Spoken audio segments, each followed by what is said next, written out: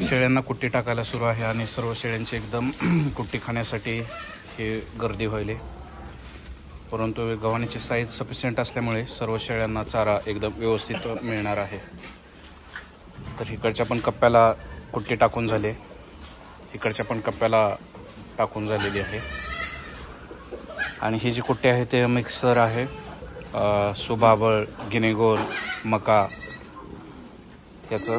तरच त्या शेळ्या एकदम व्यवस्थित खातील. त्यामुळं तुम्ही पण तुमच्याकडे शेळीपालन असेल तर तशा प्रकारे मिक्स कुट्टी करून कधी पण टाका आणि तेच फायदेशीर ठरते. तर इकडे जे आहे ते प्रजनसाठी बोकड आहे. इकडच्या पण कप्प्यामध्ये आम्ही शेळ्यांना कुट्टी वगैरे टाकलेली आहे. इकडचा लॉट आता विकायला येईल थोड्या दिवसात. आणि हे जे पिल्लू आहे, हे पिल्लू जर बघितलं तर हे जवळपास फक्त 4-5 दिवसाचंच आहे.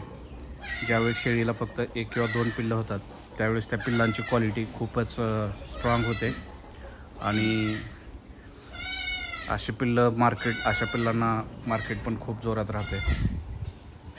तर तुम्ही म्हणजे एका वेळेस जास्त पिल्लांना जन्म देण्यापेक्षा जेवढ्या तुमच्याकडे कमी आणि क्वालिटीची जर बोकड आणि पांढर झाली तर त्याचं वेगळंच फायदा असतोय.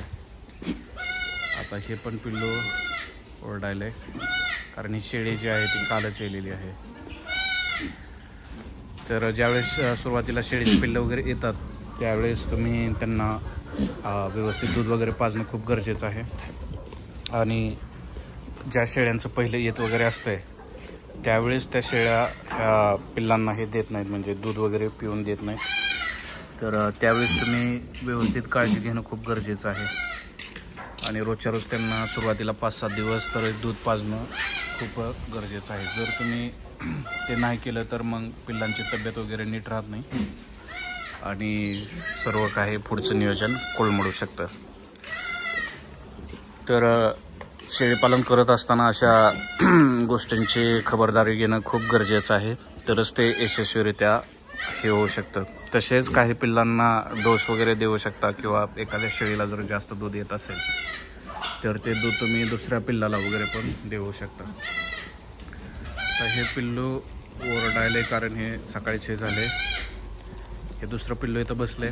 पलीकडे जे पिल्लू आहे ते पण उन्हाला बसले. तिकडे 1 पिल्लू आहे, तिकडे 2-3 पिल्लं आहेत, तिकडच्या साईडला परत 4-5 पिल्लं आहेत. आणि इकडचा जर कप्पा बघितला तर ह्या कप्प्यामध्ये पण परत वेगवेगळी पिल्लं आहेत.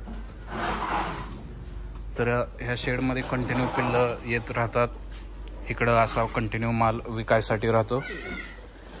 आणि तिकडे काही शेळ्या गाभण असतात तर काही शेळ्यांचं हे होत राहते, मीन्स प्रजनन सुरू असते. तर एकंदरीतच म्हणजे नेहमी ते उलाढाल सुरू राहते. म्हणजे जेवढं काही शेतीतून तुम्ही शिवरीपाला वगैरे हे ते टाकता त्याच्यानुसार तुम्हाला विकली उत्पन्न मिळत जाते. फक्त सुरुवातीलाच वेळ जातो की शेडची बांधणी वगैरे करताना हे ते. आता इथे काय शेळ्या थोडंसं भांडण वगैरे करतायत, तर त्यासाठी थोडीशी खबरदारी तेवढी घ्यायला पाहिजे. आणि मित्रांनो, तर मी गवत वगैरे शेळ्यांसाठी कसं असावं किंवा काय किती माणसं लागतात ह्याचं सगळं नियोजन वगैरे तर सांगितलेलं आहे. त्यामुळे तुम्ही व्हिडिओला लाईक करा, सबस्क्राईब करा आणि कमेंट पण करा व्हिडिओ वगैरे कसा वाटत आहे. तसेच इकडे आहेत आमचे गावरान कोंबडे आणि इकडे आहे आमची कोंबड्याची जाळी. आता काही कोंबड्यांनी अंडे दिलेत, काही कोंबड्याचे पिल्ले निघालेत, तर वर परत एक अंड्याला कोंबडी बसवले.